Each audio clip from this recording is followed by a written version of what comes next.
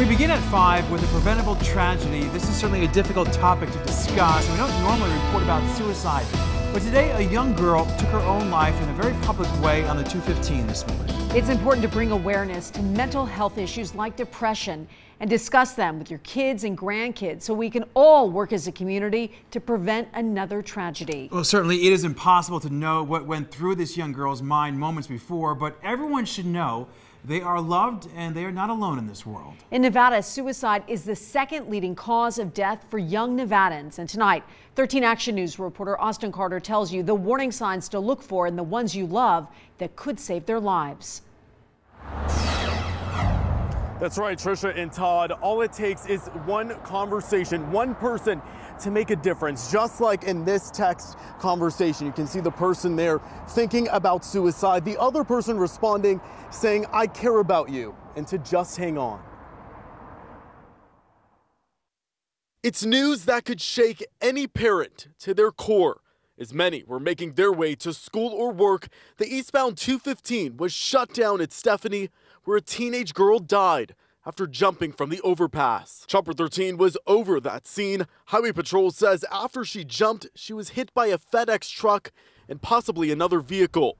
It brings up the harsh reality of suicide in Las Vegas and nationwide. So many times parents blame themselves for not seeing the signs, seeing the symptoms, but this is not a blame game.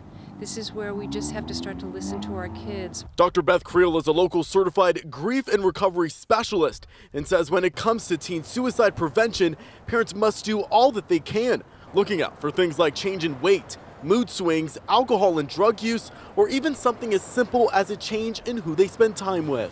Changing in their social circle. Suddenly they start to find that their friends are not really their friends, or they're second-guessing friendships. And the data is startling. This coming from the Nevada Office of Suicide Prevention.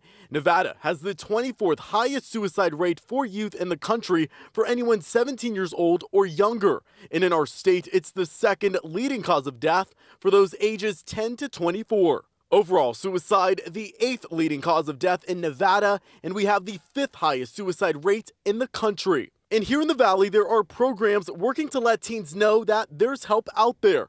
At the Office of Suicide Prevention, education and prevention training is at the top of their list, working with the Clark County School District and the Boys and Girls Club.